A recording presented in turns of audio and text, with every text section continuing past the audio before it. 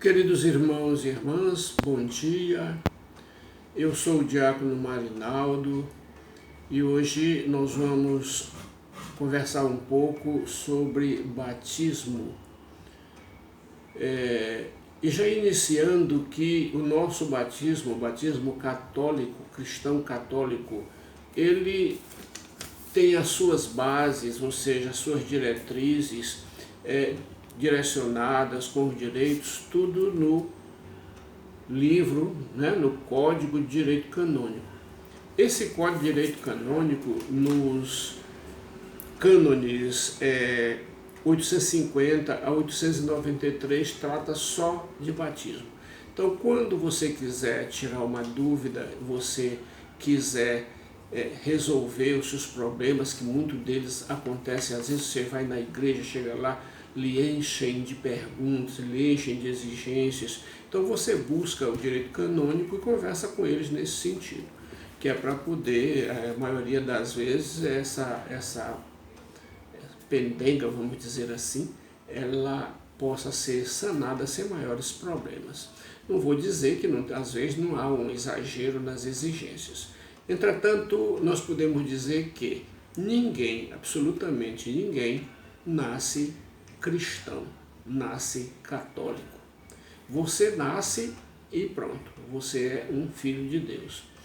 Para que você se torne cristão, aí sim, você precisa da adesão ao cristianismo. Essa adesão ao cristianismo, ela se dá pelo batismo. Você vai, através do rito de passagem ou rito de iniciação cristã, que vai se compor de 3 sacramentos, na Igreja Católica: o sacramento do batismo, o sacramento da confirmação e o sacramento da Eucaristia. Por quê?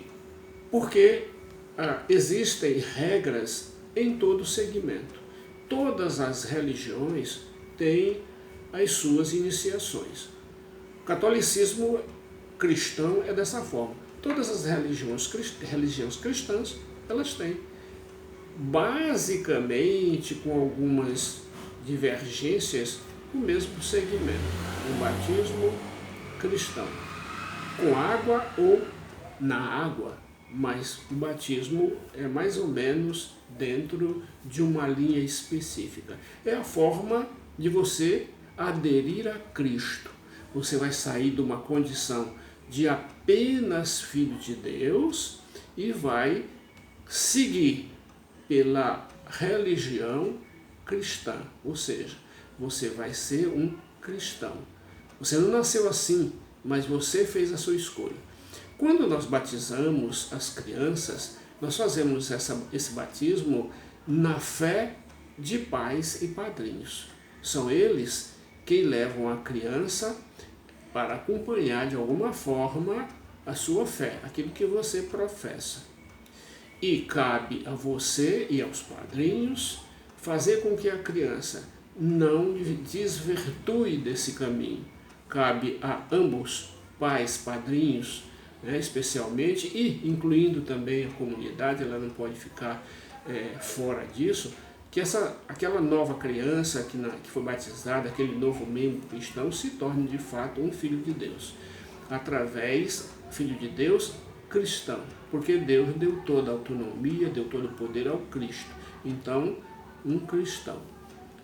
Para que você seja um padrinho, o direito canônico, naqueles números que eu dei lá em cima, inicialmente, do direito canônico, de 850 a 893, nos 2 últimos códigos, 92 e 93, ele vai tratar especificamente de padrinhos e madrinhas. Você não pode chegar bem ali na quitanda do vizinho e, porque você bateu um papo com uma pessoa, achou ele bacana, convidar ele para ser padrinho do seu filho. Não pode ser assim. Porque na hora que você escolhe alguém para ser padrinho do seu filho, você está abrindo a sua casa para essa pessoa. Por quê? Porque a igreja, ela coloca regras para que isso aconteça. Tem que haver uma preparação, tanto de pais como de padrinhos, para você compreender o que você está fazendo quando convida alguém e o que você está fazendo quando aceita esse convite. Porque há responsabilidades. E quem aceita para ser padrinho, o convite para ser padrinho, tem que ter, no mínimo, 16 anos. Tem que ter, pelo menos, as 3 partes da iniciação: batismo, confirmação e crisma. É uma exigência. Você não pode dar o que você não tem.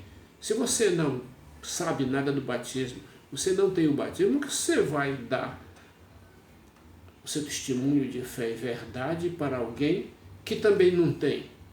Né? O Senhor Jesus dizia que se um cego caminha com outro cego, todos vão cair num buraco. Por quê? Porque não tem visão.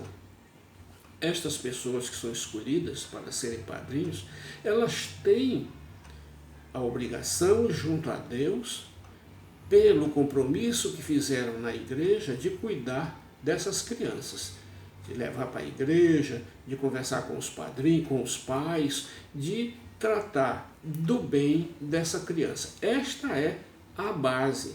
Além dele ter 16 anos, ele tem que ser uma pessoa de bem, ele tem que ser uma pessoa, de alguma forma, conhecedora dos preceitos da igreja, ele tem que conhecer o que a igreja determina e estabelece.